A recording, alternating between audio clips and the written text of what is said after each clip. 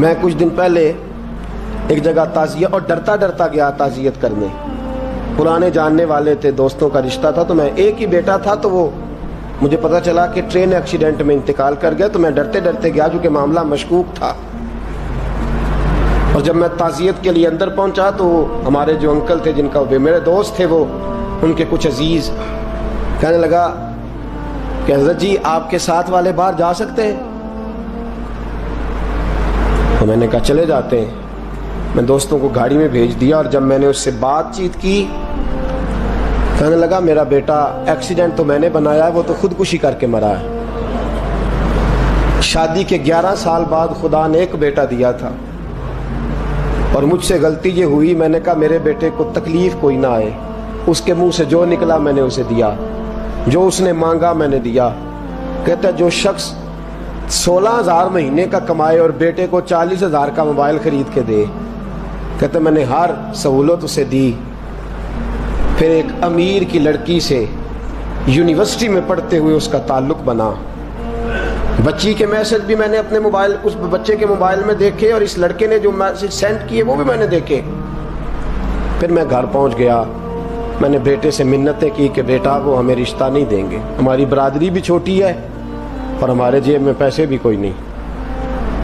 پھر میں ان کے گھر گیا, بیٹا نہ مانا, اور میں نے اس شخص کو بلا کے کہا تیری بیٹی کے میسیج ہیں, خدا را خیال کر, اور تیرے تو 7 بچے ہیں, میری گود میں تو ایک ہی پھول کھلا ہے, میں کدھر جاؤں, خیال کر. اس نے کہا دوبارہ تو نے نام لیا تو ایسے کیس میں باپ بیٹے کو پھنساؤں گا کہ ساری زندگی نکل نہیں سکو گے. نے کہا میں نے بیٹے سے کہا کہ بیٹا میں نے پگڑی تک رکھی ہے پر مجھے رشتہ نہیں ملا, تو باز آ جا. کہنے لگا 3 راتیں میرا بیٹا سویا نہیں, اور مجھے کہنے لگا حضرت جی وہ 4تھی رات سویا ہے تو دوبارہ اٹھا نہیں.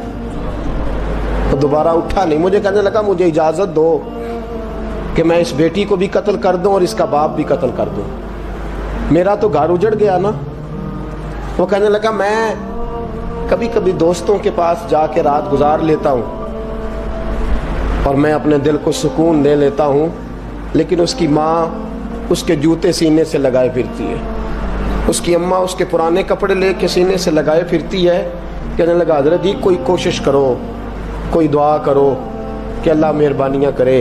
میں کہہ تو نہیں سکا ان سے, لیکن میرے دل میں خیال آیا کہ کس نے کہا تھا کہ بچہ یونیورسٹی میں کو ایجوکیشن میں داخل کراؤ, کس نے کہا تھا کہ اس کے ہاتھ میں آگ کا انگارہ دو. میرے دوست آپ تیز آنچ تیز آگ جلا کے اس کے قریب مکھن رکھو, اور پھر مکھن سے کہو کہ ڈلنا نہ, پھر مکھن سے کہو کہ پگھلنا نہ. بھئی تیز آگ قریب جلا دی اور تو کہتا ہے پگھلنا, یہ کیسا ممکن ہے؟ ہو سکتا ہے؟ بولیے نا, ہو سکتا ہے؟ لڑکا اور لڑکی کٹھے کالج میں پڑھیں, ایک کمرے میں رہیں, ایک چھت کے نیچے رہیں, ایک دوسرے کو دیکھیں, نام جانیں, فون نمبر پاس ہو, اور پھر کہنا کہ تم عشق کا چکر نہ لڑانا, کیسے ممکن ہے؟ اور بڑے سیانے بندے کہتے ہیں حضرت صاحب اعتماد ہونا چاہیے اولاد پہ. میرے نبی پاک کو اپنی بیویوں پہ اعتماد نہیں؟ عبداللہ ابن مکتوم نابینے سے ابھی آئے ہیں تو حضور نے فرمایا پردہ کر لو, حضور کو اعتماد نہیں؟ مصطفیٰ سے پاک گھر کسی کا ہو سکتا ہے؟ فرمایا پردہ کر لو, نقاب ڈالو. سونے وہ تو نابینا ہے, فرمایا تمہیں تو نظر آتا ہے نا, ڈالو نقاب. یہ اعتماد ہونا چاہیے. یہ کیسا اعتماد ہے کہ تو تیز آگ جلائے اور مکھن قریب رکھ کے اعتماد کر, یہ کیسا اعتماد ہے؟ ایک حدیث سنانے لگا, زندگی بھر بھولنا نہ, دل کی تختی پہ لکھنا یہ روایت.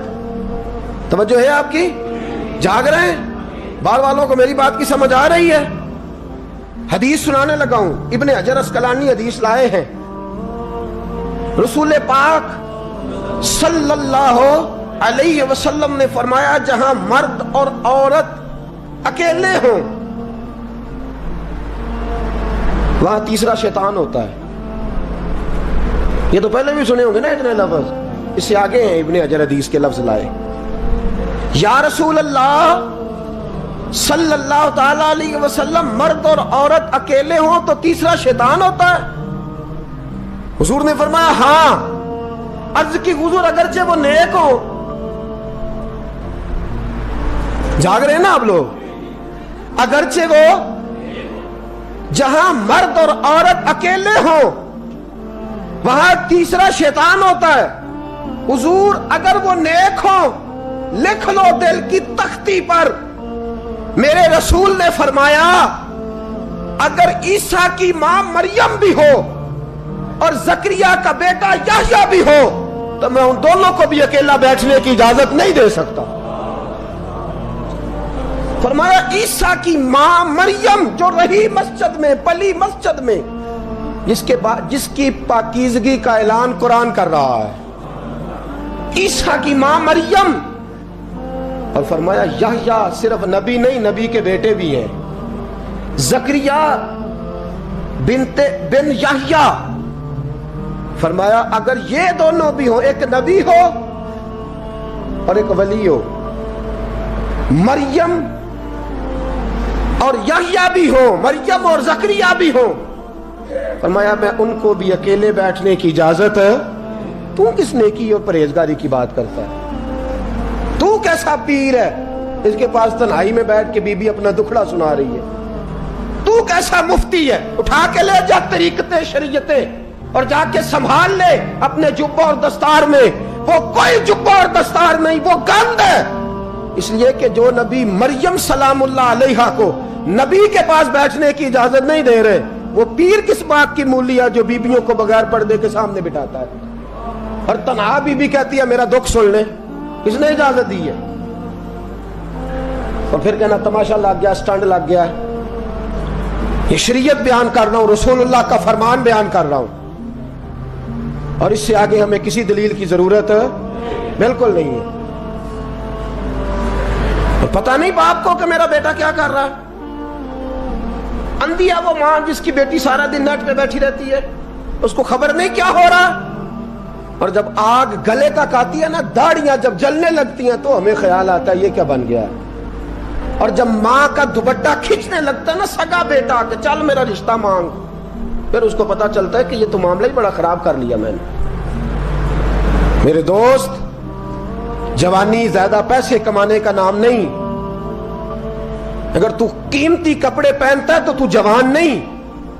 تو 50 کلو وزن بائیں ہاتھ سے اٹھا لیتا تو تو جوان نہیں۔ اگر تو ڈگریوں کا ڈھیر لگایا ہے اور تیرا دراز اور الماری بھر گئے ہیں تو تو جوان نہیں۔ اور اگر تو نے اپنے خاندان اور معاشرے میں اونچا افسر بن کے نام کما لیا تو جوان نہیں۔ جوان اس کو کہتے ہیں جس کی جوانی پاکیزہ ہوتی ہے، جوان اس کو کہتے ہیں جس کی نظر جھکی ہوئی ہوتی ہے، جوان اس کو کہتے ہیں جو حیا کا پتلا ہو، جوان اس کو کہتے ہیں جو شرم کا پیکر ہو، جوان اس کو کہتے ہیں جس کی نظر سے معاشرے کی بہو بیٹیاں بچی ہو۔ جوان وہ ہوتا ہے، جوان بھی ہو پاکیزہ بھی ہو، جوان وہ ہوتا ہے کہ میرے رسول پاک نے فرمایا صبح قیامت اللہ عرش کے سیدھے جانب جوان کھڑا کرے گا، 30 سال کا جوان، چڑھتی جوانی، خوبصورت آنکھیں، روشن چہرہ، اس کا وجود طاقت والا۔ نبی آگے بڑھ کے پوچھیں گے یا اللہ یہ کون ہے جو تیرے دائیں جانب کھڑا ہے؟ اللہ فرمائے گا یہ وہ جوان ہے کہ خوبصورت عورت نے اسے کہا تھا میرے ساتھ منہ کالا کر لے، پر اس نے نظر جھکا کے کہا تھا انی اخاف اللہ، نہ بھائی میں تو اپنے اللہ سے ڈرتا ہوں۔ فرمایا یہ پاک جوانی والا ہے، یہ حاجی نہیں، نمازی نہیں، یہ ولی نہیں، یہ صوفی نہیں، یہ وہ نہیں جو غوث زماں ہو، قطب دورہ ہو، پیر طریقت نہیں، مفتی وقت نہیں۔ یہ خالی جوان ہے پر پاک جوانی لے کے آیا ہے، یہ خالی جوان ہے پر پاکیزہ جوانی لے کے آیا، یہ خالی جوان ہے پر اس کی نظروں میں حیا بڑی ہے، یہ پاک۔ یہ کیا تماشا لگ گیا عشق کا چکر۔ اور آج جتنی مصیبتیں کھڑی ہوئی ہیں اس عشق مجازی کے روگ نے کھڑی کر دی ہیں۔ ہر جوان، ہمارا ایک بچہ تھوڑے دن پہلے اس علاقے کا محمد طیب نام کا شہید ہو گیا۔ وہ ایک کونے میں رہنے والا، ایک محلے میں ایک چھوٹے سے کونے میں رہنے والا بچہ تھا نا، میرے ساتھ دوست موجود ہیں. صبح سے لے کر ساری رات میں افسوس کرتا رہا میں جنازے میں کیوں نہیں گیا, میں جنازے میں کیوں نہیں گیا. وہ بچہ پاک فوج کا وہ شہادت اختیار کر گیا تو فخر سے سر بلند کر گیا اپنا, لیکن جو بی بی کے لیے ساری رات روتے رہتے ہیں وہ شہید ہو سکیں گے؟ جو ساری رات ٹھنڈ میں کھڑے ہو کے عورت کے ساتھ گفتگو کرتے رہتے ہیں اور جو سارا دن دل میں گند رکھتے ہیں بی بی کے لیے, ان کے ہاتھ میں تلوار آئے گی؟ یہ بہو بیٹیوں کی عزتیں بچا سکیں گے؟ عافیہ صدیقیہ جیلوں میں جل گئی امریکہ کی, اور وہ جب بھی خط لکھتی تھی کہتی تھی کوئی محمد بن قاسم نہیں بچا, وہ کہتی تھی کوئی شہاب الدین غوری نہیں بچا. اور وہ جب بھی, اب تو خیر اس کا ذہنی توازن ہی کام کرنا چھوڑ گیا, وہ بی بی جب بھی خط لکھتی تھی نا اہل پاکستان کو تو کہتی تھی پاکستان والوں بتاؤ کیا تمہارے اندر کوئی بھی خالد بن ولید کا ماننے والا نہیں؟ کیا کوئی نہیں تمہارے اندر جو علی کے نام کا نعرہ لگانے والا ہو؟